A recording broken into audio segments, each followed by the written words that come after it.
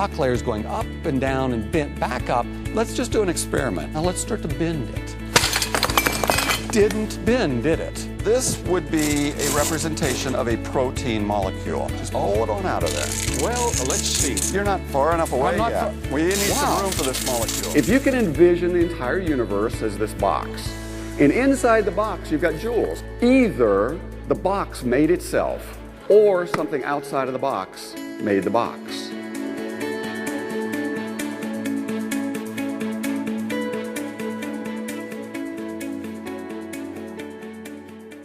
Now, there really are only these two possibilities for why we exist. I mean, either something turned into something else, that turned into something else, that turned into something else, that turned into stars, that turned into planets, that turned into chemicals, turned into other chemicals, that turned into life, that turned into other forms of life, that turned into us.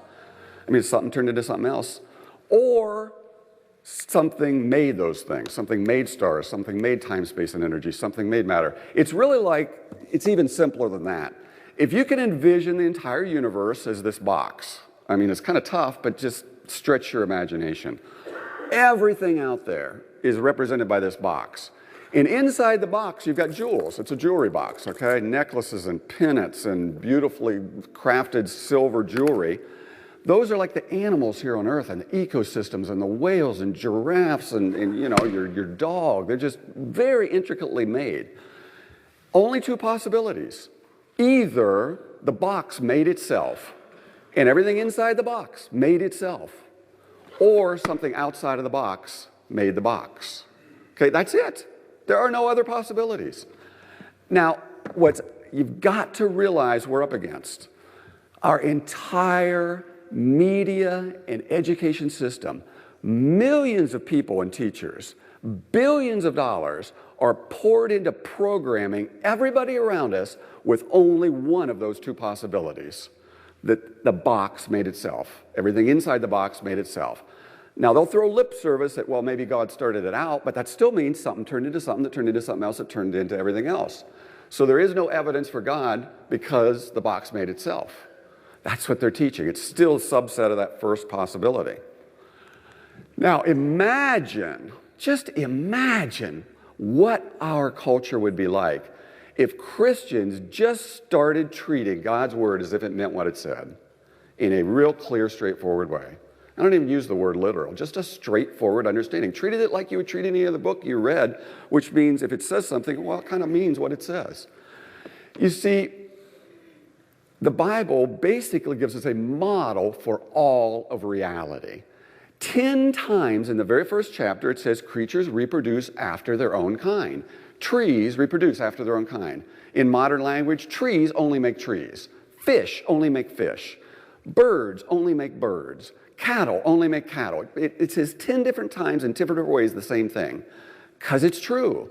That is biology. See, this is a biology book. It's the foundation for then going and understanding the biological world. And then the biggest hang-up people have with Christianity, you ask anybody who's not a Christian, why don't you want to believe in God? Why don't you want to believe in the Bible? It, in one way or another, will often come down to, well, look at the world. It's full of death. It's full of disease. It's full of evil. Where is this God you're talking about anyway? How could a God who's loving allow all this to happen? It's because they've been programmed to think in a certain way. Millions of years, billions of years, millions of years, billions of years. Evolution's a fact. Therefore, by implication, death and disease and extinctions and bloodshed have always been around. You can't escape it if those time frames are right. So long before mankind ever appeared, there's always been this death and disease. You get it? Subconsciously, that's the framework, the viewpoint through which they view God. God is the author of death. No wonder they're mad at God. No wonder the Bible starts to seem irrelevant. But that's not what God's word tells us. It says we were created to live forever, but we said to God, I don't want you to be God, I want to be God. I don't want to obey your rules, I want to make the rules. There can't be two gods. God is also totally just. There has to be penalty for rebellion and sin. The penalty is death. So God could have wiped out the universe and started over, but he said, no, I'm just going to destroy my perfect, absolutely pristine creation because of what you've done, so that you will not live forever biologically, and be forever separated from me, the entity of perfect purity and holiness. Because that's what happened as soon as we sinned. We were separated. So you see, Christianity starts up here with a real event that really happened in real time and real space not that long ago. It doesn't start down here with Christ on the cross. And then God set in that action a plan where he would enter into the box he made to take that penalty of death upon himself so that we could come back into fellowship with him. Because we can never pay enough to pay for our sins, but he can. You get it? But you got to treat it as reality, as a real event in normal conversations. But then you got to explain the rock layers and the fossils and the ice age. Where does the ice age fit in? Where did dinosaurs fit in? How did the continents get to the way they look like? How do the river valleys get to the way they look like? If you can't explain these things, everything else you tell somebody is non-credible. I don't care how much you talk about intelligent design. If you can't fit that design into a real timeline of Earth history, it is just more nonsense. That's why at the time of Darwin, when the scientists were talking about Paley's watch, and a watch has to have a watchmaker, they still lost the culture. People still ended up believing in evolution because there seemed to be another explanation for things, and they'd already bought into huge timelines where death and disease had always been around. So it doesn't matter if there's a designer, it doesn't fit into any real Earth history. But the Bible spends more time talking about this flood than it did creation. That's geology. It's the foundation for understanding all geology. Can you imagine if our school systems taught about that? It would drive people toward wondering to know, who is this God? And it's our job to get the truth out there. You see, this whole day, every month that you come here, it's not about learning more science. It's not about learning more evidence. It's really about the attack of Satan upon the trustworthiness of God himself. And God identifies himself with his word. In the beginning, there was the Word, and the Word was with God, and the Word was God, and the Word became flesh. Satan's initial attack upon mankind was to cast doubt upon God's trustworthiness of his statements. That's all that's going on. And the more we can learn, and the more effectively we can simply, in simple terms, with conviction, communicate what the truth of the past is, the more people are going to come to trust God's Word. Okay, now that was all just introduction. And then the most momentous event, I don't mean to minimize this, the most momentous event of the entire universe, the maker of the box, entered into the box for a specific reason, to take our sins upon himself. Now, the Great Commission is also in the Old Testament, and this is it. And it's not, evangelism is really kind of simple. This is Psalm 145. It says, one generation shall praise the works of God to the next. They shall declare God's mighty acts. Now, in about 2 minutes, that's what I just did. I just treated the great acts of God. Creation, bringing death so we wouldn't forever be separated from God. That was actually an act of love into creation. The worldwide flood, so there would be the consequences of sin locked into the very rock layers we walk on. Every person in every generation throughout time just has to look down at the rocks and know the consequences of sin are death, because they're filled with billions of dead things there as a result of our rebellion against God. That was even an act of love. Those are the mighty acts of God. We treat them as real. We talk about them. We point out to people how they're being misled. We are doing evangelism. We're pointing people to the reality of God's Word, and it will lead them in the direction of wanting to know more about who is this God.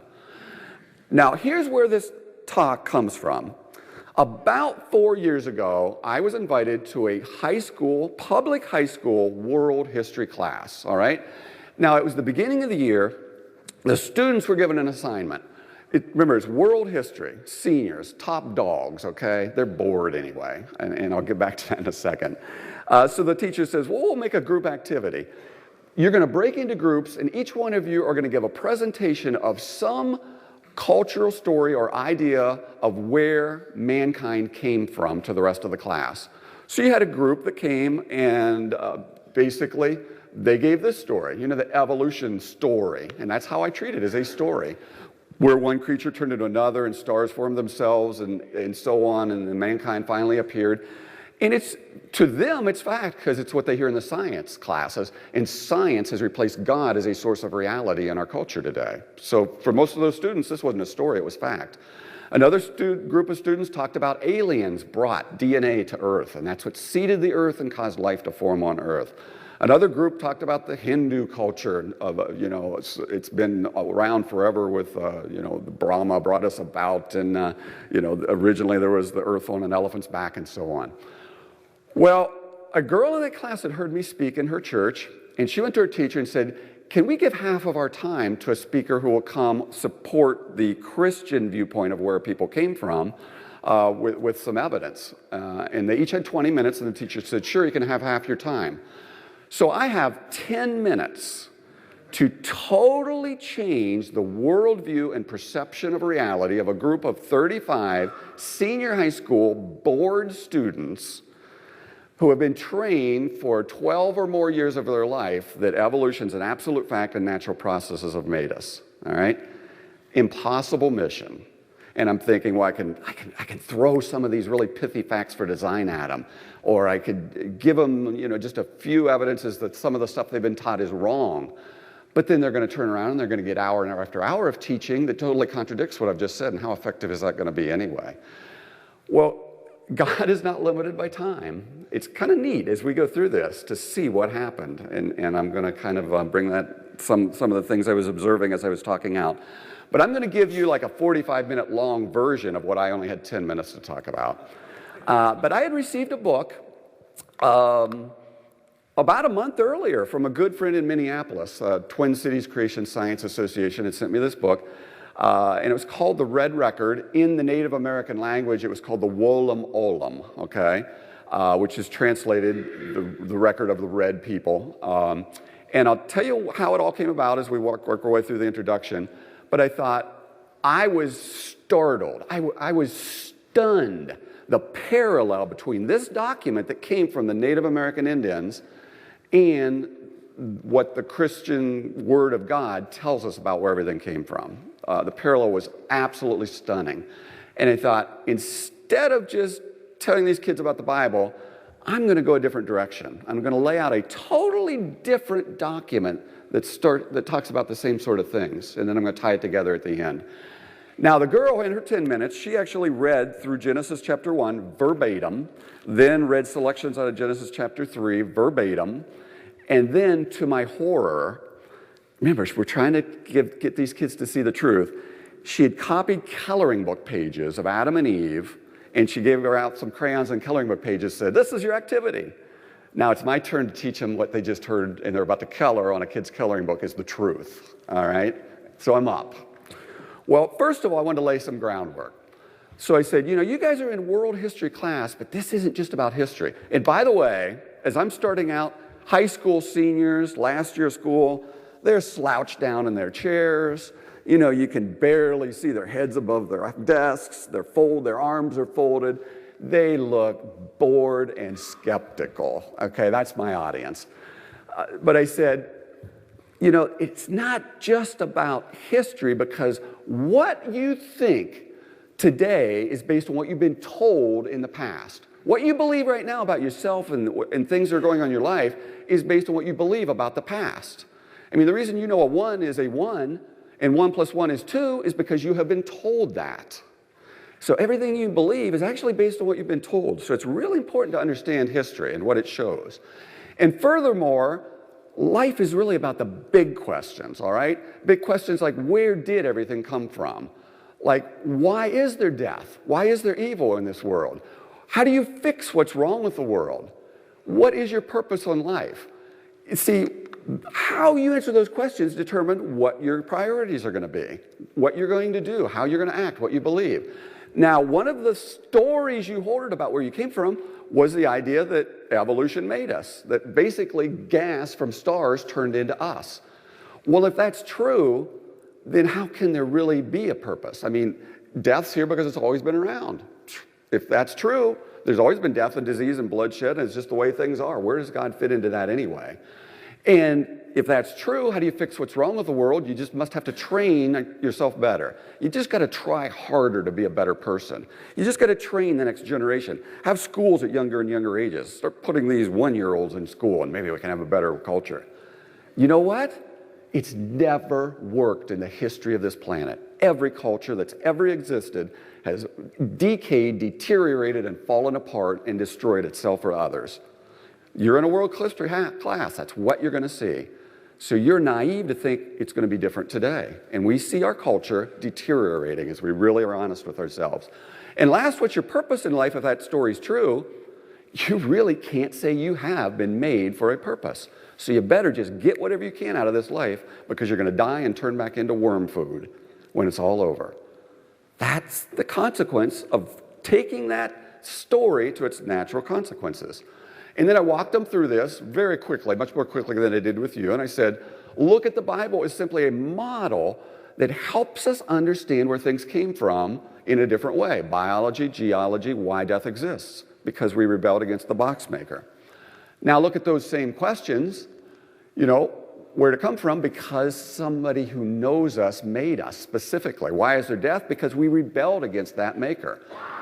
How do we fix what's wrong? You fix what's wrong with every single human heart. We can't fix ourselves. We have to have the one who made us fix us. And last, what's our purpose? You figure out what you were made for. What are your passions? What are your talents? What are your abilities? And then serve the one who made you. You will have an incredibly exciting, fulfilling life. You know what? When you're honest with kids, they started to sit up. They started to pay attention. They started to act interested because I was reasoning with them with reality and not talking down to them at all. Now, next I said, instead of talking specifically about that model from the Bible, I want to show you another account where we see those same concepts. It's totally independent of the Bible. Now, if those things I talked about are true, God literally made different kinds of animals, death is here literally because of our actions, that there really has been this literal worldwide flood, and people spread out across the globe after this flood, there's certain implications. It means that everybody on this planet has to be related, and not that long ago. I mean, we're not talking millions and billions of years, fairly recently since that flood, all the cultures developed. It means the Egyptians, the Incas, the Chinese, they sprang into existence shortly after this flood, and that's where they came from. And it means there ought to be some sort of a memory of this flood and these events that happened before the flood throughout these cultures. So I'm going to take you to a different culture than developed the Bible, which was the Middle Eastern, Israeli culture. I'm going to take you to the Native American Indians. Now, the Delaware Indian were originally considered the most powerful tribe in North America. Okay?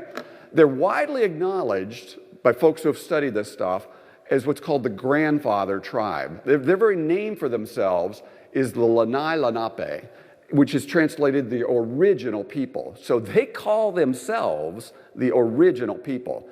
And many of the other tribes, the Hopis and the Cherokees and the Pawnees clear down in Florida, they can kind of be traced back as these original people migrated down from the Northwest across North America. They ended up in the Delaware area by the time the Europeans in the 1600s arrived in America and found them. They were the main original people were in Delaware area, so they were called the Delaware Indians, but they were known to have come from the Northwest. Now, they also were like the record keepers of the Indian nations. The Israelis kept meticulous ancestral records of their past. Well, so did the Delawares, and they divided themselves into various clans, and they used a form of, think of hieroglyphics to keep their records. Now, here's the book that this talk comes from. It's written by a man named David McCutcheon. It's out of print, and it pops up on Amazon as a used book all the time. And just keep an eye on it, and if you want it, sometimes you'll see the price higher, sometimes lower. But in the beginning of the book, he records, how this document came about, the history of it. Turns out in the early 1800s, there was a doctor by the name of Dr. Ward. He was traveling through the wilderness of America. Now, there weren't even states. Ohio was a territory, Indiana was a territory, Kentucky was a territory still. And he was going through the Indiana territory, came across an Indian tribe who had caught some disease, wasn't even specified what it was, and they were dying. The more Native Americans were wiped out by diseases they didn't have an immunity to than by war, okay? But he nursed them back to health, all right, and spent weeks with them. And in gratitude, the ones that survived gave him their most valuable document, which was this record of all of human history. And then it came right up to the late 1700s. And it got more and more detailed as it got closer and closer to modern times. It was very sketchy early on, but it's what is revealed there that is so interesting. Now, it predates, from what's in it, and I'm going to talk, there's a bunch of things inside that testify to what I believe show this couldn't have just been made up by somebody wanting to put a bunch of Christian doctrines into a document. But some of the stuff in it predates Christianity. It's like stuff older than you find in the book of Job. It talks about the origin of the universe. It talks about the origin of humanity. It talks about where death and evil comes from. It talks about a world restructuring flood. And then it describes the dispersion of humanity after this flood, and then it gets more detailed as it starts to talk about the tribes and the leaders and the kings and the wars and the battles that they moved across America, and we get closer in time. The document was carved on typically birch bark, because birch is filled with oil and it doesn't rot very easily, and it will last for decades, and then it would be recarved and passed from generation to generation. And it had key symbols which were tied to key words, all right? And then those words were like remembrances that allowed them generation after generation after generation for decade after decade, century after century, to pass these things down to the next generation. Now, before I get into the document, I want to emphasize that book, the Red Record, and the original document were not translated by Christians. They didn't have an axe to grind. They didn't have a viewpoint to promote. They were just doing the best they could to translate this valuable artifact that had been passed on to them by Christians. And by the way, the doctor didn't have a clue what to do with it, so he gave it to a man named Konstantin Rafinsky. He's a French linguist working at the University of Transylvania in Kentucky. He spent 30 years translating this document. He was a linguistics genius, worked with Moravian monks from the 1700s that had worked with the Indians, tried to figure out what the phrases and the words meant, translated it, and it just kind of disappeared in the middle 1800s. Nothing came of it. It was retranslated early in the 1900s, and then David McCutcheon found the documents, was intrigued, and put out this book in the 1970s. Now, here's David McCutcheon's introduction to this early parts of this book, all right? He says, the Wolum Olum, or the Red Record, opens with an account of the myth of creation, an account generally consistent with other Native American versions, all right? Now, that's the same way most Christians out there treat God's Word. They consider Genesis chapters 1 through 11 just a myth, just a story, just something taught around a campfire. And they haven't bothered to learn any of the evidence that supports the reality that it means what it says. So he's not saying it's even true. He's just saying this is the way it's translated. And it was endorsed by the Delaware Indian Council right up almost to the early 2000s. Now, things have changed since then, and during question and answer, we can talk about why I think things changed. But the point is, those closest to it, those who translated it originally, those who understood what it said, they had no problem that it meant what it said and it was a genuine document. Now, here's what it looked like. The original has been lost. This is a reconstruction based on the notes from Rafinsky's original translation notebook, okay? It was just a series of symbols that were carved. I'm going to walk you through them, all right? And then we'll take a break, and I'm going to get into some implications and teaching of the evidence for creation. Here's the first symbol, all right? And there were 3 key words tied to it, and this is the translation on the right, and this is why we'll walk through the whole document. At the beginning, the sea everywhere covered the earth, all right? So that's how they start with the concept of where everything came from.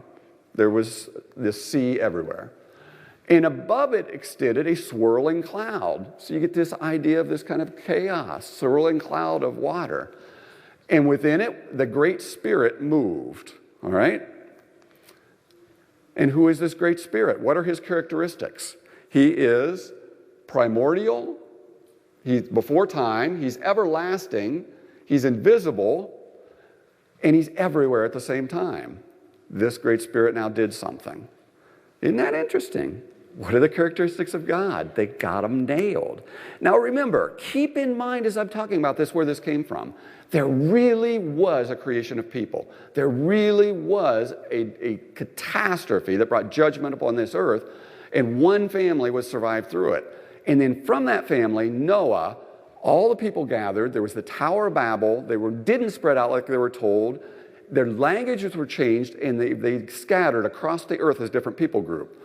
But Noah would have brought with him knowledge and documents from before that time, going all the way back to Adam. And these people would have taken with them knowledge of these events of early creation all the way back to Adam.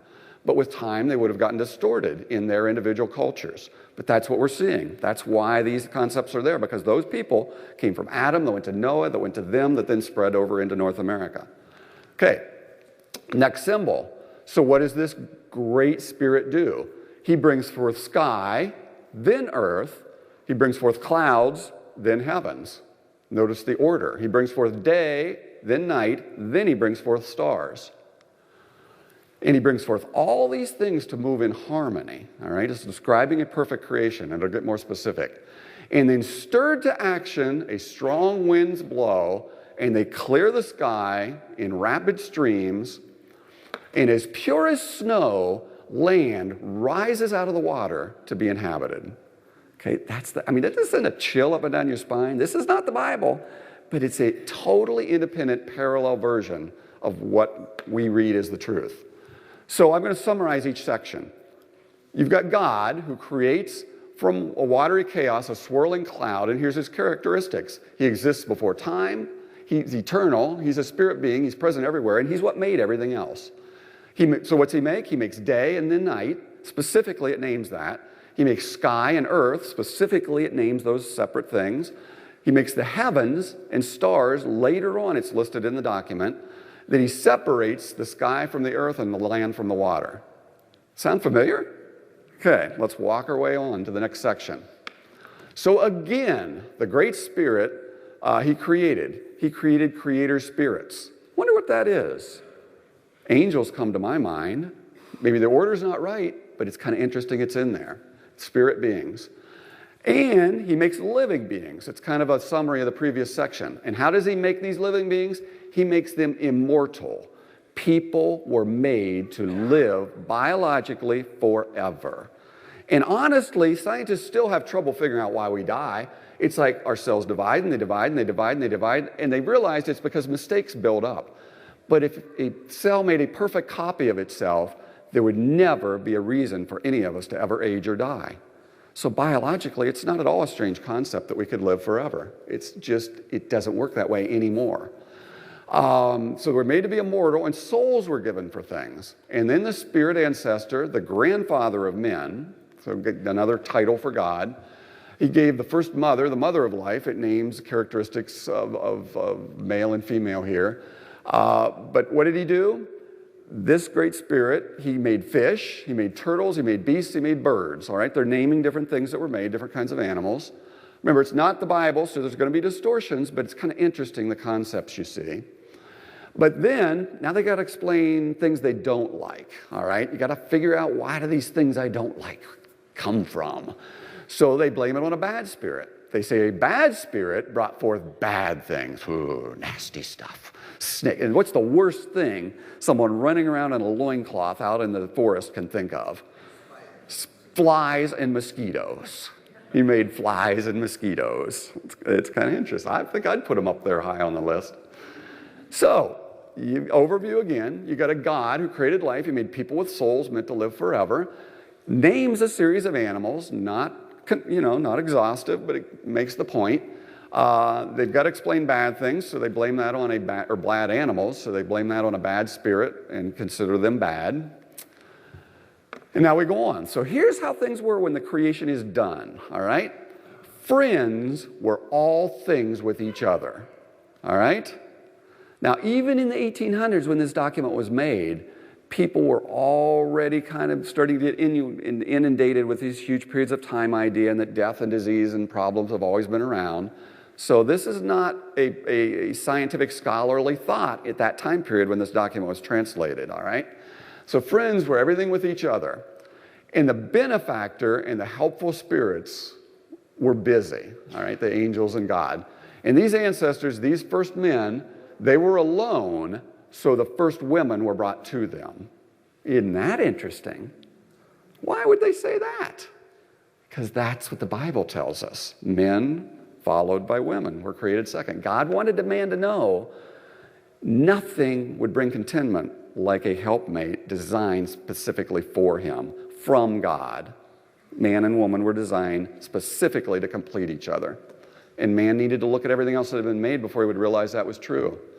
So hungry for the first food, these ancestors were, so they gathered it. So the original people didn't eat meat, they ate the food that they gathered. That's how they were designed. And here's the condition on earth at that point. Everything was delighted. All things were carefree. All things were happy.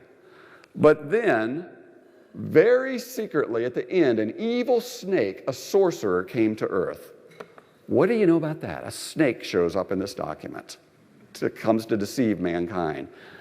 Now, all these ancient cultures, all these pagan cultures in Africa and South America and the ancient Babylonians, they worshipped images of a snake. It always shows up in their ancient religious viewpoints. The mound builders of ancient America, they built mounds in the shape of snakes because it's a reality of something that seems to have happened back there in history. So wickedness and wrongfulness and criminal acts came about, and black weather came, and sickness came, and death came after this evil entity entered into creation. And all of this was long ago and far beyond the great flood, the first world that then was. So they're dividing a clear distinction in world history. There was what happened before the flood, and there's what happened after the flood. An enormous marker in world history was this flood event. World history, not some little local event, all right? Because all people came from people that escaped that flood. By the way, the kids are fascinated. They're seeing the parallel, all right? They're starting to sit up. They're wide awake, but I was out of time. Okay? And I said, I know I'm out of time, and I can wrap this up in like the next minute, but I'll have to skip a bunch of the stuff in the document. The teacher said, tell you what, we'll delay the next presentation until tomorrow. You take the next 20 minutes. It was so cool. So now you got time to finish. God just does his stuff. All right. So summarizing, evil enters creation. There used to be harmony everywhere. We were vegetarians. Man was created. Woman was brought to him. A snake brings corruption. Mankind becomes sinful. Death enters. And there's this hint that a great flood is coming. So next section of their history of reality. Now, long ago, in the time of this mighty serpent, there were men and there were evil beings. All right? Don't know what that is, but they're saying there's people and then there's other beings that are evil. Okay?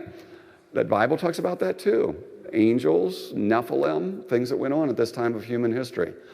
And the mighty serpent, who was an enemy to the ancestors, and the ancestors grew to hate it. So there was just this hatred going on. And both fought, both mankind and whatever spiritual stuff is going on here. And they both did wrong, and there was no peace. And here it describes the world at that time. And homes were destroyed, and there was murders, and there was bloodshed. Kind of sound like Genesis describing the Bible before the flood was sent? Evil everywhere, all right? And the mighty serpent resolving that men and living things were to be destroyed. Now, here's a departure from Scripture. They blame what's about to happen on the serpent. Well, ultimately, it was our fault. We were the ones who followed evil. We brought it upon ourselves. But God was the one that wanted for time immemorial for there to be one judgment that showed us the consequence of sin is death. So every generation didn't have to bring another judgment. In the next generation, he's got to bring another judgment. In the next generation, he's got to bring another judgment. He locked it into the very rock layers with the worldwide flood. Okay? So they brought snakes, and there were sea monsters, and a snaking flood. Now, the only place in this document, and it goes on for like another 20 or 30 pages of symbols that are translated, all right? The only place in the document that it uses this kind of language is when it describes this world-shattering flood. flooding and flooding, filling and filling, smashing and smashing, drowning and drowning. Does that sound like some little local event? This is a world restructuring catastrophe that they're describing. And now enter the hero. At Turtle Island was Nineveh, the great hare. He just took that name upon himself. And what's his title? This man is the grandfather to all life. This man is the grandfather to all humanity. Everybody came from him. That's their concept. And steadily creeping, the turtle, he went to the rescue. So it's kind of a little epic coming up here. So men were evil, the serpent and mankind are both held responsible in this document. There's violence everywhere, there's an enormous flood coming, and one man saves humans and becomes the ancestor to every other person on this planet. And now here comes the epic. Living things in people. They went forth and there were rapids and shallows and they were struggling downstream to where the grandfather, the turtle, was. They were trying to come to him. And there were sea monsters and there were many, and some people, they ate the people. And then the spirit daughter, they helped build a boat. Okay, that's kind of interesting. He's saved by a boat. And here and there, one came. Somehow things came two at a time to this boat. Interesting concept. And they came to be helped. Nineveh, grandfather of all, ancient grandfather, turtle grandfather, the people here, the people there, the turtle people, they were united, they were frightened. Key verse, key point, and they prayed. They prayed. And they were saved, and the world was restored, and the flood dried, and the valleys and the hollows dried, and the peril was over. It was over. Okay. So you've got a hero named, he saves the people. There's the involvement of a boat that saves the people. There's the reference at least to things two at a time. And there's a single man, and the flood ends. So after the flood, the Lenape, the true men, the turtle people, they were crowded together. They were living in cave shelters. Now, by the way, when we find cavemen, when we find people that are variations of human beings that lived in an incredibly harsh period of Earth history, they're there because after the flood, there was an ice age. After we take a break, I'm going to come back to that, all right? You've got to be able to explain to people, how does the ice age fit into the Bible? Because you don't hear it mentioned or talked about in the Bible. So therefore, the Bible must not deal with reality. Wrong, wrong, wrong. We'll get to that. Okay, but there are people living in caves. That's probably where the Neanderthals were. I mean, if you're in a very cold, freezing, snowy environment, you're going to find shelter, and it's probably going to be a cave. Well, this is how they describe their home after the flood. This was conditions where they were living after the flood. Their home was icy. Their home was snowy. Their home was windy. Their home was freezing. All right?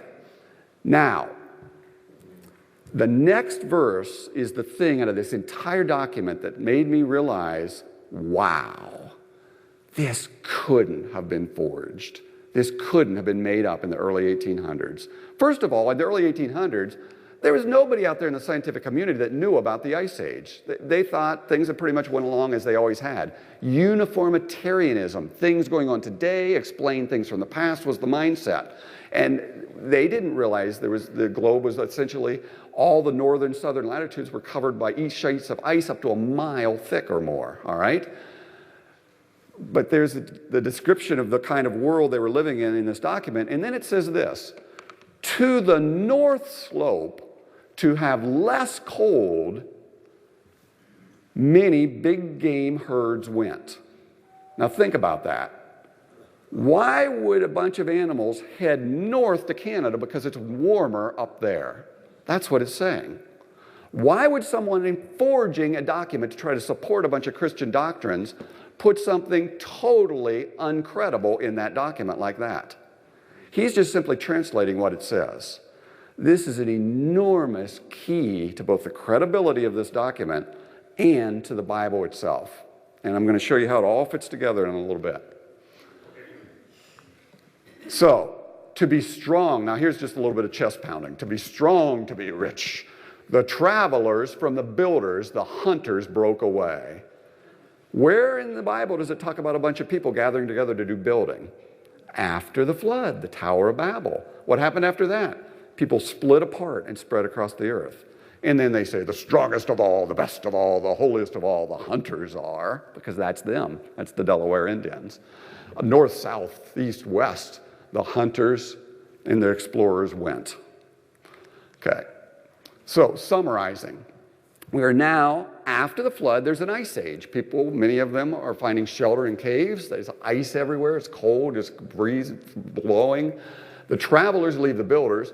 Animals, they follow animals who are migrating north where it's less cold to the north, all right?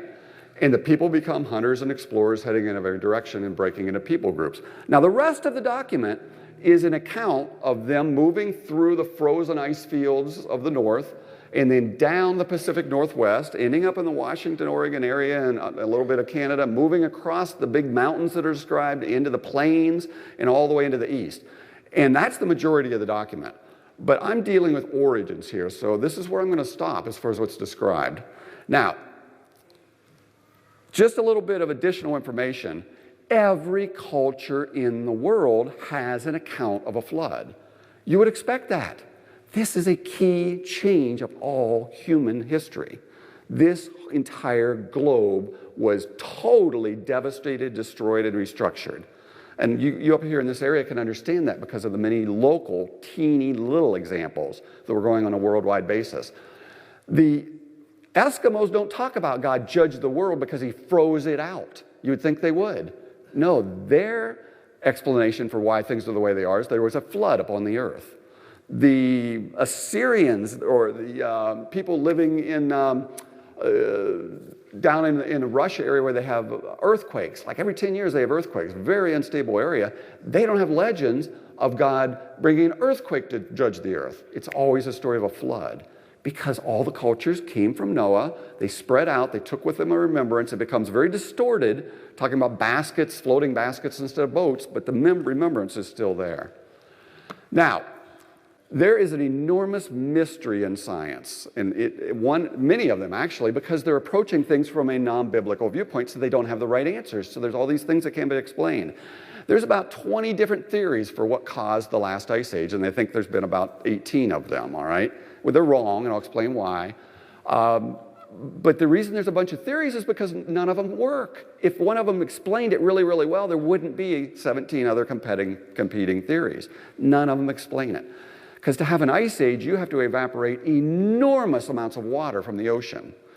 Think how long it takes to boil a pan of water on your stove. You have to pour tons of BTUs into it just to boil a pan of water and get it to evaporate.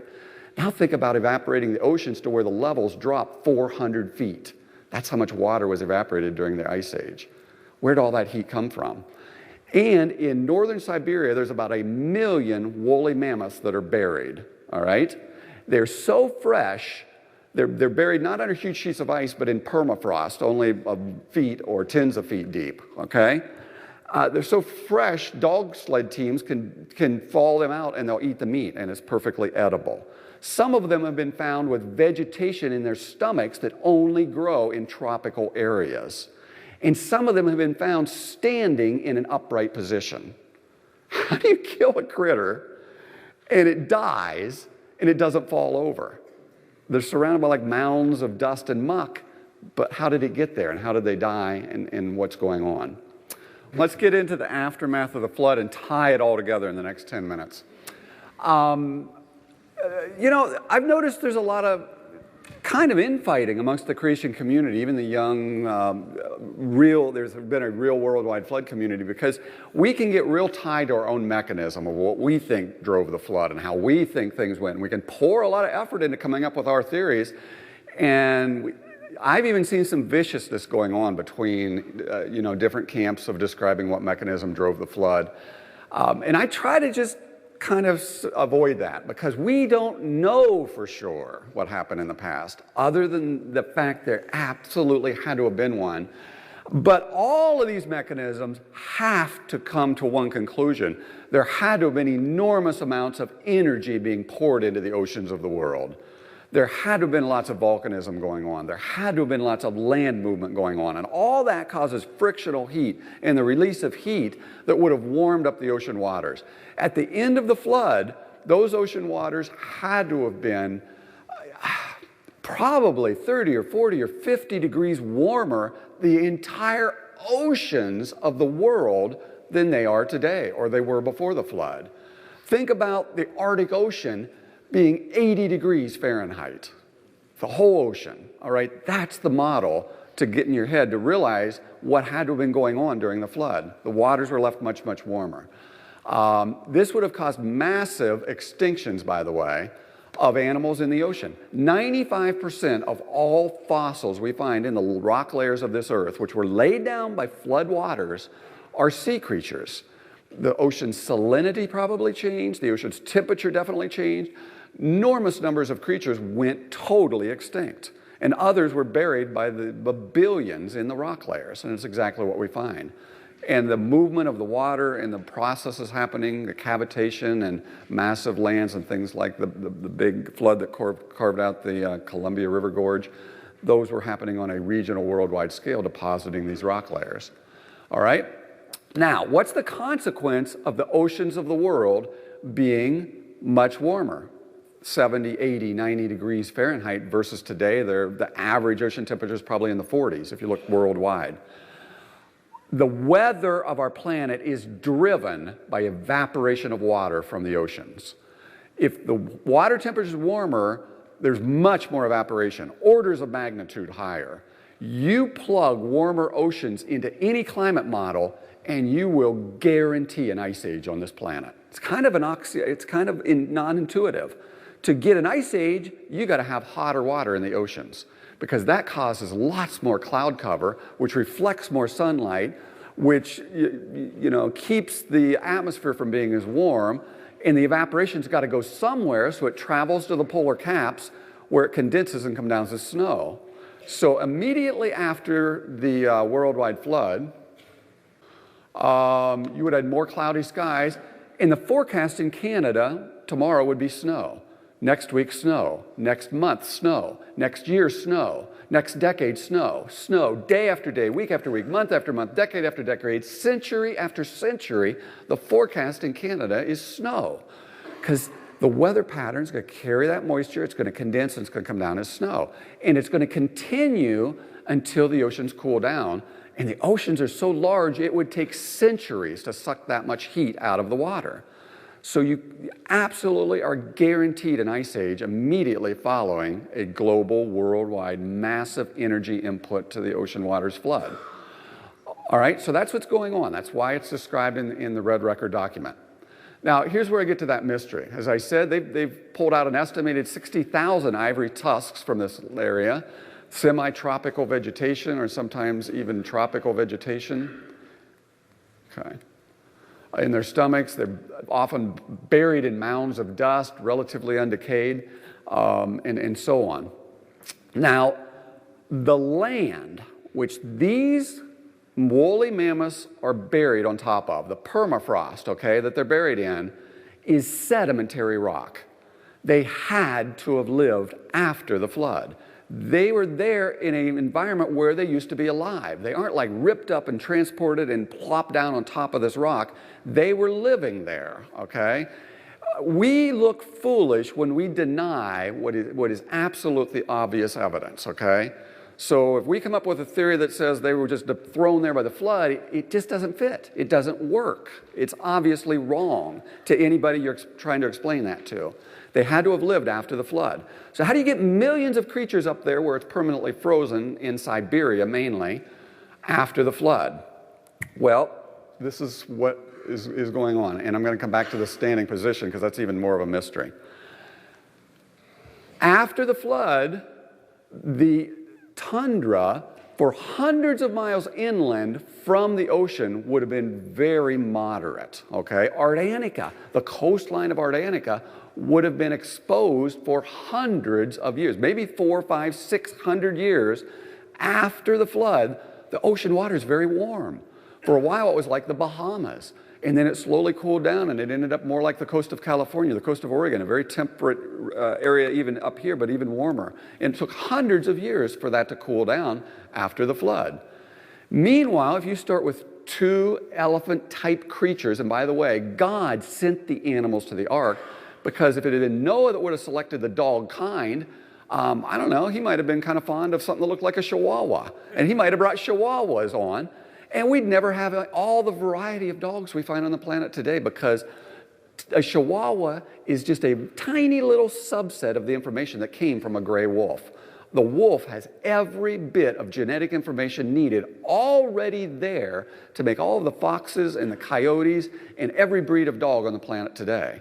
It's just that information gets sorted out, and you get rid of anything that doesn't look like a wolf, and you get a smaller animal, and you get rid of more, and you get a smaller animal, and you get rid of more, and you finally end up with this little critter that couldn't possibly survive in the wild with a huge, high domed forehead. It's not the Einstein of the animal kingdom. It's just you've gotten rid of everything useful, and you end up with a chihuahua. Sorry for those who love chihuahuas. And someone had one, so I just like to make fun of them. They're so cute. But anyway, so you start out with two elephant-type creatures. They separate into woolly mammoths and mastodons and Indian elephants and African elephants. And for whatever reason, the woolly mammoths head north. They probably were starting to move through fields of ice to get to a warmer climate. They ended up all the way north where they're near the ocean, and there's a very warm microclimate because it's protected by the warm ocean water. And 2 within 5 years becomes 4, and within 10 years becomes 8, and within 20 years becomes 16. Turns out within a few hundred years, you can have 1 million elephants. It doesn't take that long. That's how fast population growth happens. So you get all these elephants roaming around in a fairly temperate area that's up near the ocean. But to the south of them is where you're further away from the warm ocean water.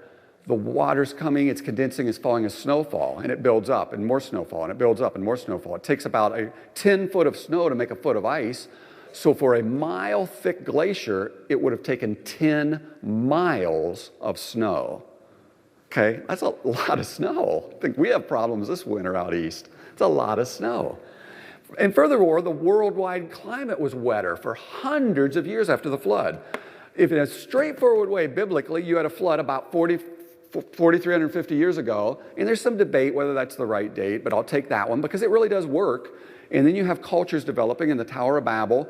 And honestly, by 3,900 years ago, when Abraham arrived in Egypt, once again, you look at population studies, you can show how there could have easily been millions of people just in Egypt that quick after the flood. It works statistically. Egypt was actually not a desert when Egypt was flourishing. We now know that. It was a very lush environment. Israel, 3,500 years ago, was called the land flowing with milk and honey. They brought back grapes, bunches of grapes that were so big you had to carry them between a pole on your shoulder. Today it's a desert. It's because the whole world, 3,500 to 4,500 years ago, was a very lush, wet environment in the equatorial regions. But further north, ice was building up in huge ice sheets. And further north of that, you're closer to the ocean, and it was a fairly temperate environment. So literally, animals early in the flood, early in the Ice Age, could have traveled north where it was more warm. It totally fits a biblical viewpoint of what was going on this planet. Well, as centuries passed, the ocean water cools down, the ocean water cools down, the ocean water cools down. Today, Hudson Bay, when it freezes over an enormous area over there off of Maine, up in Upper Canada, I am told it can drop, subcritical, so it gets below the freezing point of water, and at one moment, it can crystallize, and overnight, the entire surface of the bay, for hundreds of thousands of miles, can freeze over. And when that happens, there can be a temperature drop of 60, 70, 80 degrees almost instantaneously, given the right weather patterns. So you can have an enormous, once the open water freezes over, drop in temperature, and there may be other things happening. There could have been a minor catastrophe on Earth at that time. There could have been comets going on. There's all sorts of possible explanations for a rapid temperature drop.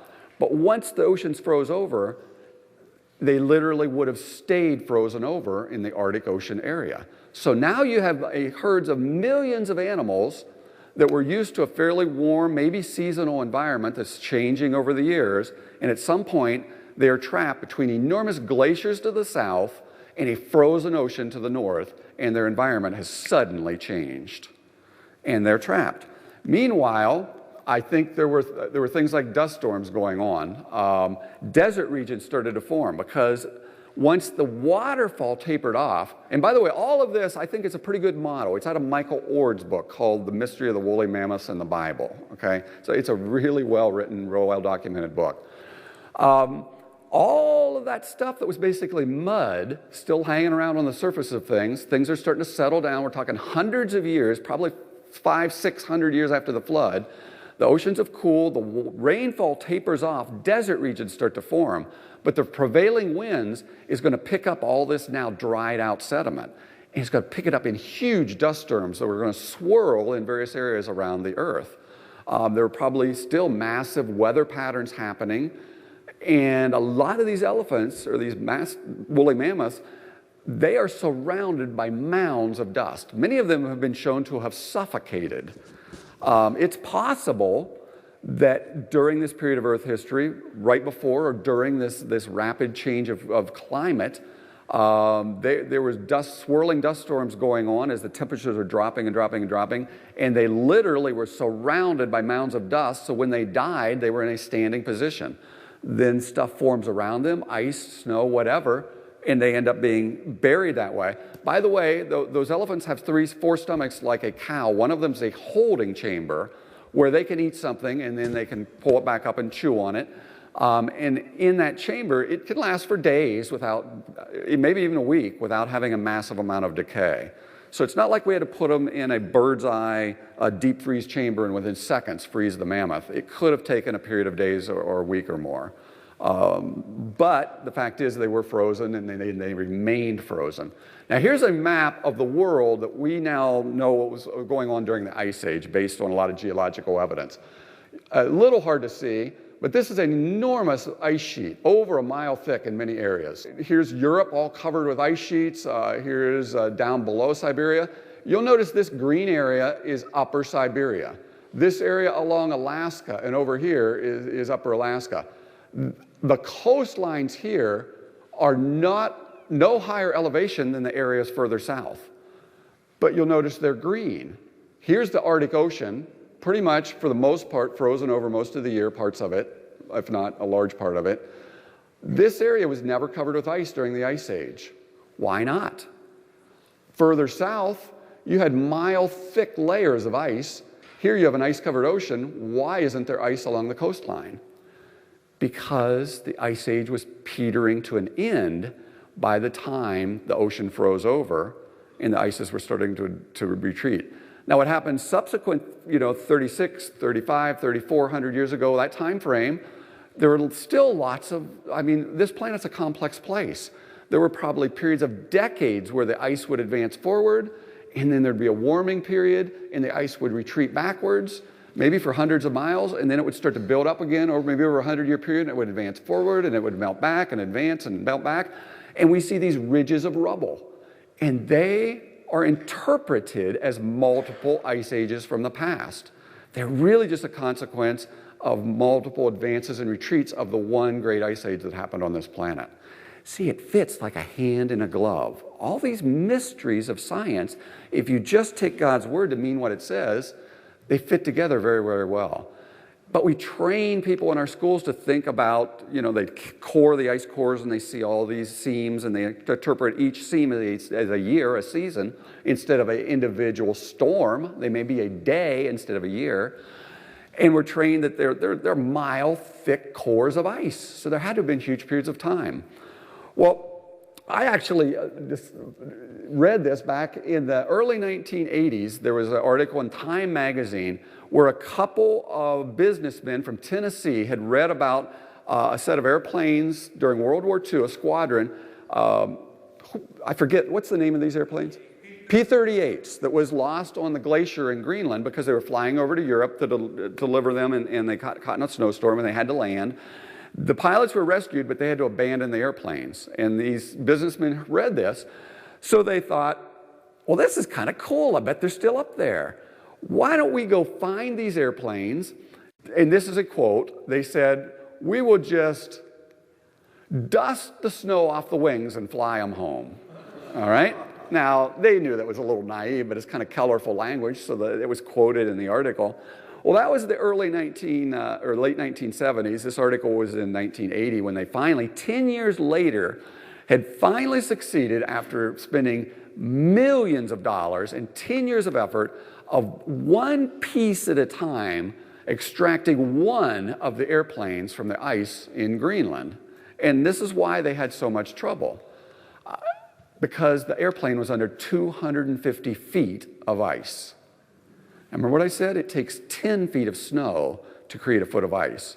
So just since 1945, in one little spot in Greenland, when we're not having an ice age, there has been 2,500 foot of snow in just 50 years.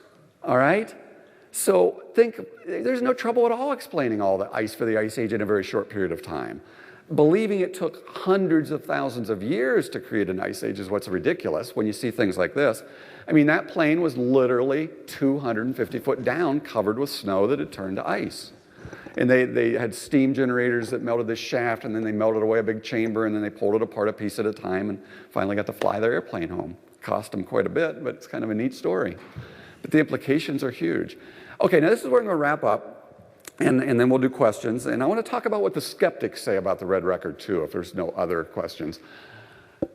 I finished with the students. They are absolutely enamored with what they've heard.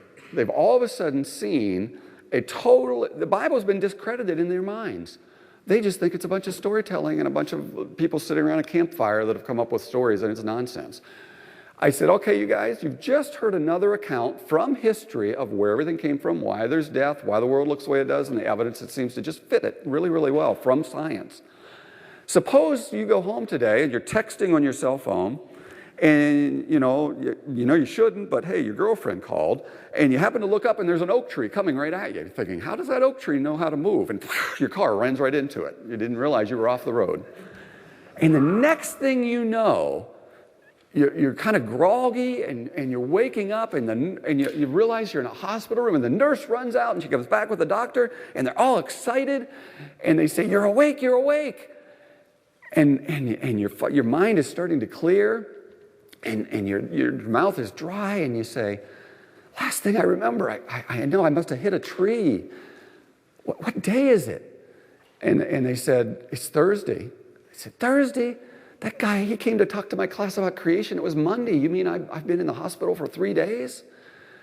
And the doctor, he kind of hesitates, and he looks at you and he says, well, son, actually, you've been here for 10 years. You've been in a coma for the last 10 years. You wouldn't believe him. You absolutely, flat out, would not believe him.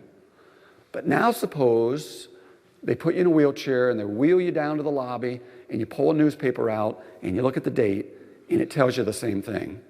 You have two independent sources of information that are giving you the same reality. See, that's all you've heard here today. Two independent sources of reality. It doesn't just double your confidence you have the truth. It puts it through the ceiling. That is the truth about the past of this planet. And then by the way, the teacher let it go on past when the bell rang. We had questions and answers. We talked about the worldwide flood more. I gave every kid in that room one of the books, and I know they will read them because they were fascinated. But see what God does with these opportunities? When we present the great acts of God as reality, and we're knowledgeable enough to have some evidence to support it up, it will change people's lives. And that's our job. And I hope this whole talk helped you today. Thank you so much. We'll do questions now. Now, these are the kind of things the scoffers say about this whole Red Record document. You can Google the Red Record, you go to Wikipedia, and it treats the Red Record the same way the world treats the early parts of the Bible. The same set of philosophies and excuses. They deny its authenticity. They deny its authorship. Well, Moses didn't write the Old Testament. It's just a bunch of documents brought together by ancient scribes. That's what you'll hear in the academic community. They'll deny its historical collaboration. There's nothing, and you can't collaborate the Bible historically. It's just a bunch of nonsense. Same sort of things are said. So keep that in mind. Second, the thing I'd like to note is that the people closest to the Red Record originally totally accepted it as an accurate, completely honest, historical interpretation of what had been found. Those closest to the translation found no fault in it. It used linguistic work from hundreds of years before the document was found, and it contains all of these historical details that couldn't have been known at the moment of translation. They couldn't have known it would be warmer as animals headed north, and yet it's in the document. They didn't even know about the Ice Age, and yet it's very clearly in the document. And here's the stuff you'll see on the critics. That they say, well, there's no record of this Dr. Ward. We can't find him historical records. Doctors in the 1800s, by and large, were kind of like glorified dentists. There weren't major medical school certified, lots of people that called themselves doctors and did medicine wouldn't have had historical records. So it's an excuse to reject it. They said there were various versions found in Rafinsky's notes.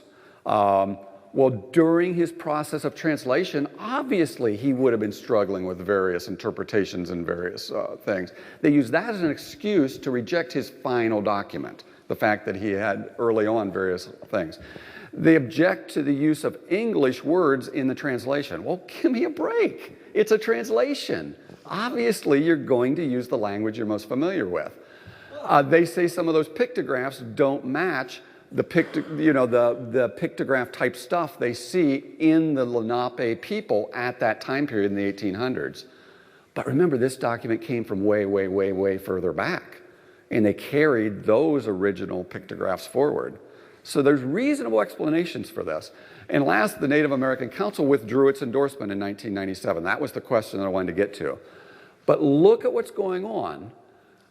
Native Americans are also strongly influenced by the educational system of the West.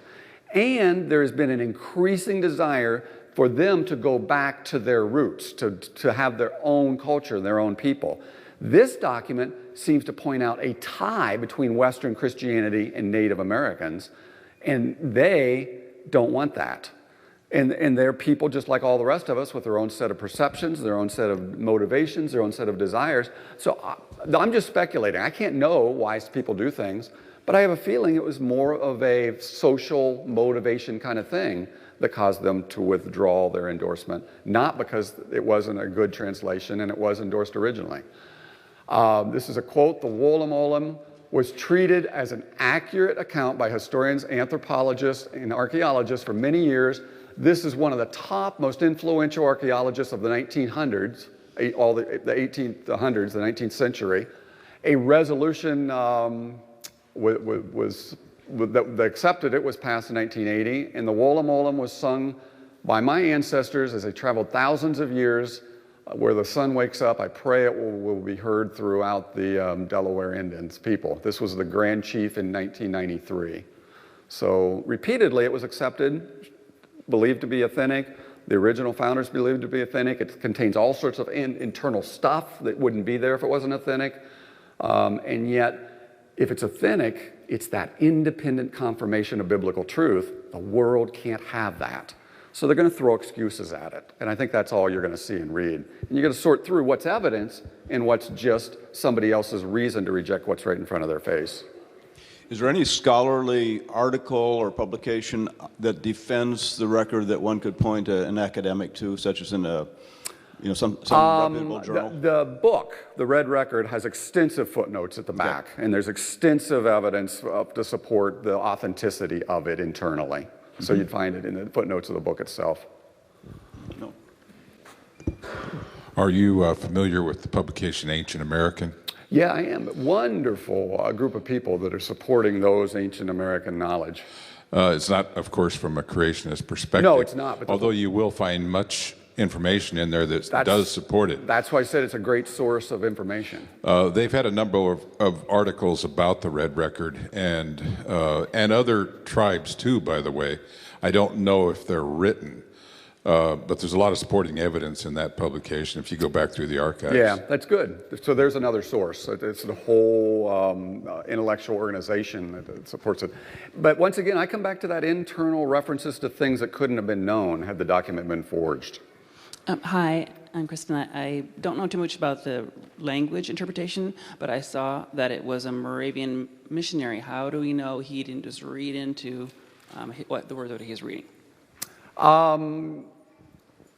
Once again, you look at, I just have to assume the linguist was doing his work. You know, he looks at how the Moravians were translating other stuff, and it seemed to be accurate. So there probably is an assumption, because he seems to have been honest with other stuff, he's being honest with these words too. Okay. But it's a fair question. How receptive are the Christian universities to the Red Record? I struggled for 20 years. Why can't people see the absolute obvious? Now, in a way, I should know, because I came out of school thinking evolution was a fact, and the whole idea of creation was a bunch of religious nonsense, because it's all I'd ever been taught. But the human brain is actually set up so that it can take the truth, and it is capable of taking what is literally true right in front of your face and flipping it 180 degrees, and you don't even know your brain is doing that. And as part of this talk, I show a little film where your eyeball has a lens where it flips everything upside down. So I'm actually standing here upside down on the stage. In the back of your eye, my image is upside down. But your brain literally, without you even knowing it, and you can't even prevent it from doing it, takes that upside down image and it flips it right side up. Now, for 2 generations or more, we have excluded any evidence that says the box has a box maker from our college campuses and our educational system. Anything that even casts doubt upon the idea that the box made itself is not even allowed to be shown. Georgia, about a decade ago, passed a law where they had to put a sticker on their biology books that said, evolution is a theory, not a fact. It's all that sticker said. The Supreme Court threw it out, or maybe it was the Supreme Court of Georgia, it threw it out and said, you can't put that sticker on the book. Because if there's only 2 possibilities, either the box made itself or there's a box maker, if you cast doubt on the idea the box made itself, it only leaves the other possibility. And we've allowed our legal system to misinterpret our Constitution such that there's this separation and you're not allowed to mention anything dealing with God. So that's the system, by law. By law, you can't cast doubt on evolution. Now, teachers do it. Praise God, we have Christian teachers, we have Christian professors. But there's a program where everything is filtered through the grid. Millions of years, billions of years, billions of years, billions of years. And literally, these students' minds and these professors' minds can't even grasp the possibility that literally some of these things in the Bible could be true. So how is that? And by the way, Christian universities economically have to look credible to the world. And Christian universities have people who have been trained in the sciences as part of their faculty. And that's their filter. Millions of years, billions of years, they can't consider anything else. They assume it's as much a fact as gravity. It's not. It's all based on assumptions. So they filter everything through that, and they don't even know they're doing it. So back to your question, how is something like this perceived? It will form a crack in some people's thinking, but with many people it won't get through. It can't get through the filter. Their brain is so filtered to think in only a certain way. The father of modern psychology made this statement, all right? Studied how people think. There is nothing so ridiculous that if not repeated often enough, people will believe it. That's how our brain works. And we can't stop it from happening. In your presentation, you had 3 rows. On the left was the symbols, and that was, I presume, That was in the original document, which was lost, by the way. in the birch bark. Yes, yes. And then you had a series of Words. Where did they come from, and what did they? Now, how did they relate to the symbol? Where they came from, and the story's all in that David McCutcheon translation. He, that original Dr. Konstantin Rafinsky, he took the document that had the symbols, and then he went and started working with the Native Americans, the Indians. And at times he would have to go to people who had worked with them to translate their pictorial language.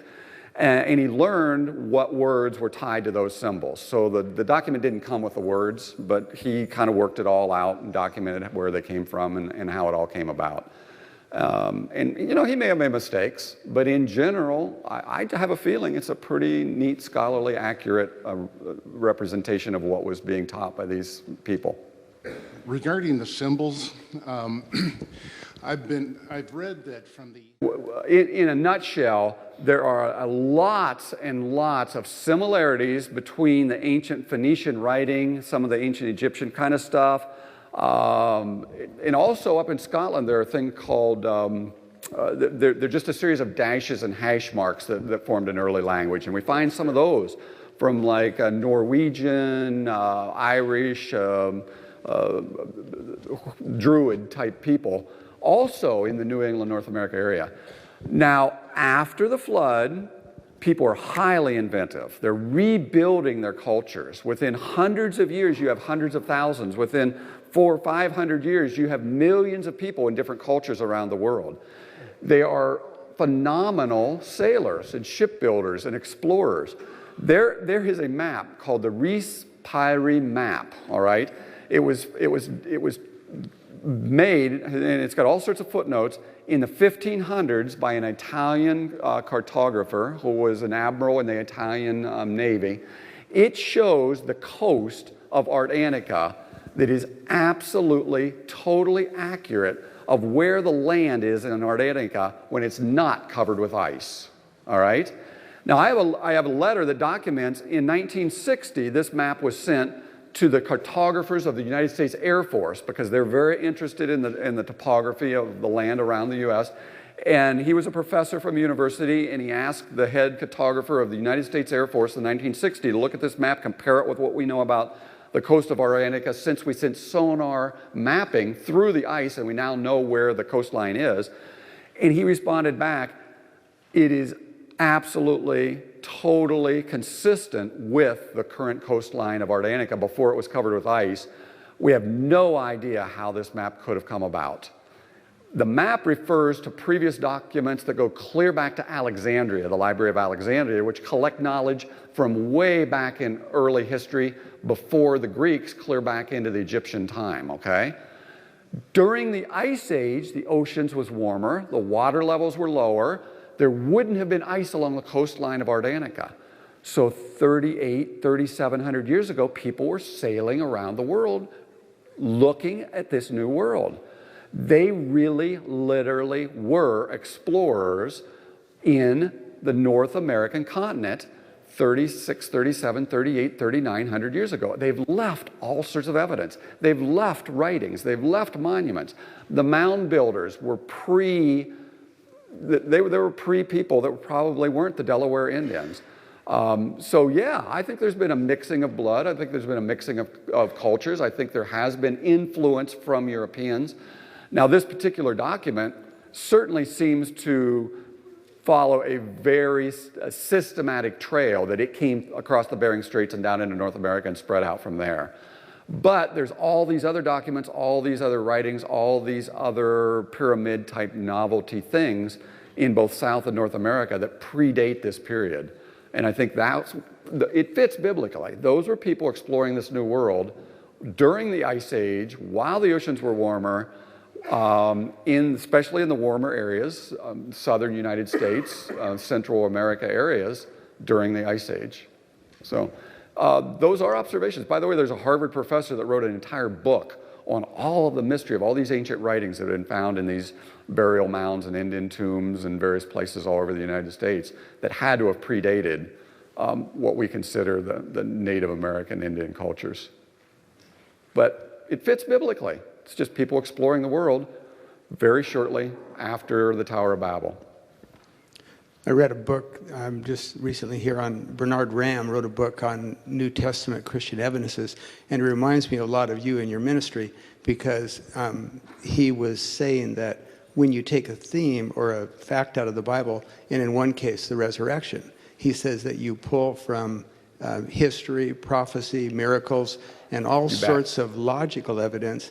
And he says, basically, as Christians, we have hundreds of guns to fire. And when a non-believer argues with us, he has to not only silence us in each one of those guns, but he has to completely demolish it, because if he leaves a bit of evidence there, then it points, like you said, in a dark room, it points to the thought that maybe there's truth there, and they have to struggle with that. Yep. And he says, that's great. Well put. And he says the point is that all of our guns are firing at once, and so they have to attack every single gun and demolish every one of them. And it seems to me like the point to me is that we just need to start firing our guns. And I love it. That was very, very, very well put. There's not a lot I can add to it. I'm going to give you 2 comments because I like to teach, and I'm going to use it as a teaching moment. I like to say it's a tool in our toolbox. It's not like this is the only tool. It's not the tool some people need, but don't neglect it, because it's a very, very important tool. God didn't start with creation for no reason.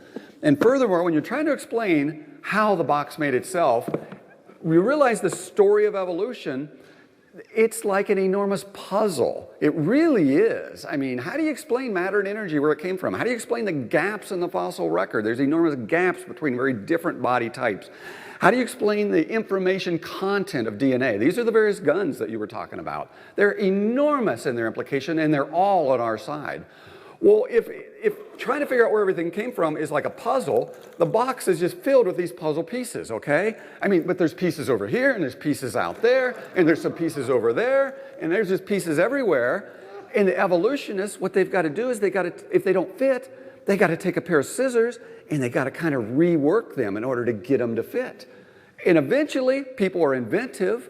I mean, you can line up a tricycle and a bicycle and a motorcycle and a car, and you can convince people, see, there's this sequence of things. It's the evolution of transportation. They'll do it with fossils. But they all had a creator, and they were specifically designed for specific functions, and one didn't turn into another. See, what God has given us is the cover on the box of the puzzle. That's what this is. We've got to help people understand that. And then the puzzle comes together. We understand the mastodons. We understand the Ice Age. We understand why we find ancient writing in America from the Phoenicians. Because there was an Ice Age. Because of the flood, there was an Ice Age. Because of the development of humanity, they could have traveled. They could have seen the coast of Antarctica when it was uncovered by ice. Enormous mystery to the rest of the world. And that's the gun I'm working on next. That next book that talks about this writing in America, that talks about the coast of Antarctica uncovered. It talks about they had batteries in Babylon 2,600 years ago. They found clay jars with an anode and a cathode filled with acid. I mean, it was dried up, but it was a literal operating battery. That newsletter that I passed around, and there's free copies over here, just came out a month ago. We were doing typesetting 3,200 years ago. Gutenberg is called the most important man that lived in the last 1,000 years that totally changed all of Western history, because he developed a system where you could take movable type and reproduce copies of writing on a mass basis. And it totally changed the world we live in. That changed everything. That happened in about 600 years ago. He didn't invent it. In ancient Greece, about 3,200 years ago, they found a clay disc made from movable type where they had type. They would move around and make clay impressions on a clay disc, and then they could make another copy and make another copy. Exactly the same concept. The technology just got lost because mankind's always wiping each other out, and that culture disappeared, and the knowledge went with it. And we went back to hand copying a copy at a time on papyrus. But the point is, there's all this evidence, there's all those guns, I love it, that we can just open up those cracks in people's minds to help them realize. And once again, back to the beginning, it's about the attack on the trustworthiness of God's own statements to us, His word, His literal word. And if you can destroy people's trust in God's trustworthiness, then everything else is going to fall like a row of dominoes. Satan is brilliant in his strategy, and he's been very effective. But God's also given us the solution. Teach the next generation the great acts of God as if they're real. That was a wonderful presentation.